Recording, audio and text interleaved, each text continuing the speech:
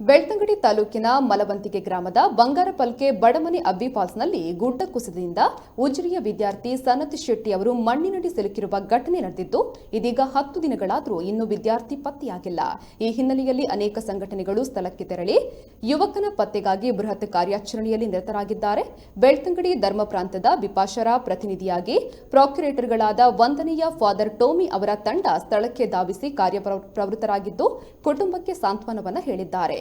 ಇನ್ನು ರಾಜ್ಯ ವಿಪತ್ತು ನಿರ್ವಹಣಾ ತಂಡ, ಅಗ್ನಿಶಾಮಕ ದಳ, ಪೊಲೀಸರು, ಅರಣ್ಯ, ಕಂದಾಯ ಸೇರಿದಂತೆ ರಾಷ್ಟ್ರೀಯ ಹಿಂದೂ ಜಾಗರಣ ವೇದಿಕೆಯ ಮಹೇಶ್ ಶೆಟ್ಟಿ ತಿಮರೋಡಿ ತಂಡ, ಸಂಘ ಸಂಸ್ಥೆ ಹಾಗೂ ಸ್ಥಳೀಯರು ಹಗಲಿರುಳು ದುಡಿಯುತ್ತಿದ್ದು ಇವರ ಜೊತೆಗೆ ಉಜಿರೆ ಸಂತ ಜಾರ್ಜ್ ಚರ್ಚಿನ ಸದಸ್ಯರು ಕಾರ್ಯಾಚರಣೆಯಲ್ಲಿ ಭಾಗಿಯಾದರು.